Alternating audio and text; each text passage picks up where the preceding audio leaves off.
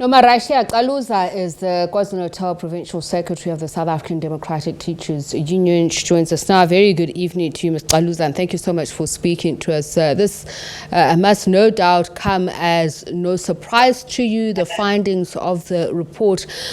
Just how far back were you aware of these allegations and proof, as the MEC says there is irrefutable evidence of these incidents, particularly at Grosvenor High School? Thank you, and good evening to yourself and the viewers.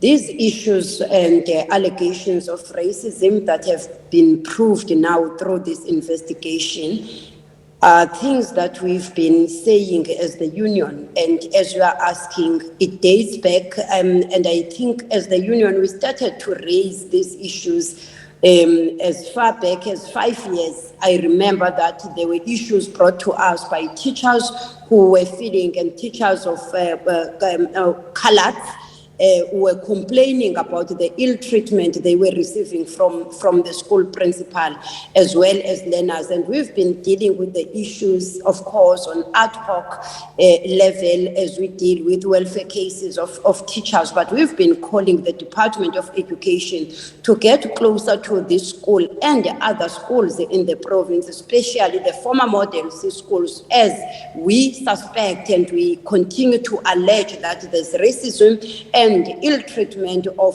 people of other races if they are not white. And that is why we welcomed the investigation around March when these things came up, and we called for the MEC to ensure that the investigation does not take long, but must be able to also uncover the rot in that school, because we cannot at this time be in a situation where our learners, our teachers and other staff members are discriminated against simply because they are black or colored. And I mean, for me personally, it's quite sad that more than 30 years after I've left the schooling system, the very same things that we experienced in multiracial schools are still very endemic. The fact that you are told that this is not a township school.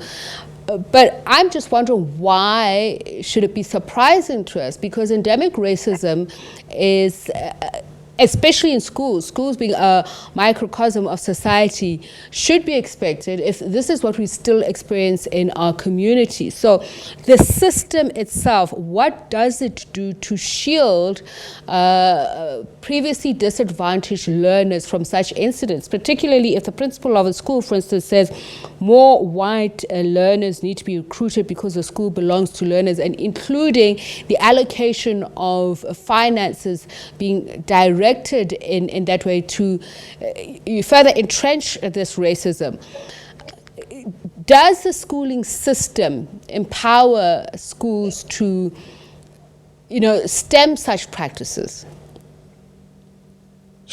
Our view as SADTU is that in as much as we have the same policies that apply and must be applicable to all schools, but the fact of the matter is that we still have schools like these ones, like Grosvenor and others, that behave in a manner that is more like they are isolated schools, which must be governed in a particular way that is different from the rest of the public schools. For example, we know, and we've been saying, racism comes in many folds in these schools. For example, these schools will not be accepting any placement of black teachers if they are placed, if these teachers are accessing their schools. And that is one way of racism. But of importance, and a point that we've been raising, is that it is more like circuit managers are not doing enough in terms of ensuring transformation in these schools. The focus is mainly in the previously disadvantaged schools, and their schools that seem to be untouchables. Because if today the report is saying there is a lot of mismanagement, the question is, schools are being audited every year. What has the circuit manager responsible for that school, what has he been doing all this time? Now that it's only through this investigation that these things are coming out. It is because some circuit managers and departmental officials they are afraid to raise issues and to expose the rot in these schools, including the mismanagement of funds, including governance challenges as well as administration challenges, and how these schools are managed. They are not there. These schools are left on their own to do their own things, unfortunately, against the constitution of the country. And as we are saying, we can't at this time that we have learners and teachers that are experiencing things that were experienced before 1994. And there's always been hope that this democratic dispensation and democratic government will ensure that at all times everyone is free to be schooled anywhere where you find comfortable to go. But through racism and discrimination, even the school fees that are charged, you would understand that the school fees are charged so that they isolate other people, and you have people from the poorest families or communities barred from attending schooling in these schools. So it's a problem and it's a rot, and that is why you also support the view that there must be a commission to get deeper into these issues. And other schools, by the way, because we are saying it's not only Grosvenor. So this is what I want to ask, Ms. Caluza. As you say, it happens at other schools. There's a big debate around the Bella law at the moment, the Yes. amendments that the Basic Department of Education is looking to implement, and it is saying that it will do away with some of these issues.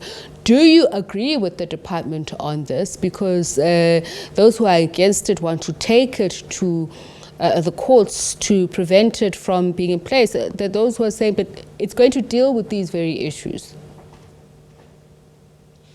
As SADTU, we fully agree with and we support the amendments.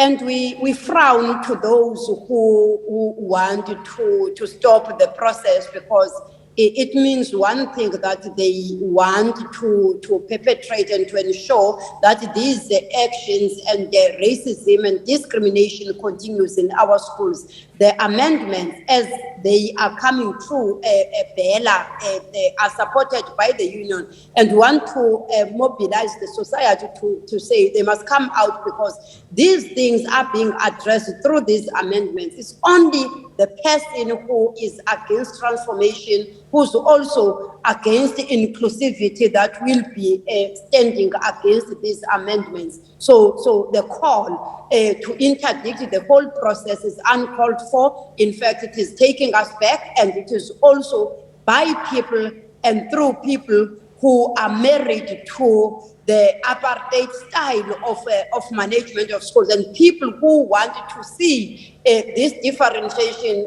of race in our schools and ensure that other people are not able to access education where they want to be, and all other transformation issues that are being brought through these amendments. So it's uncalled for. As such, we support the Bella amendments.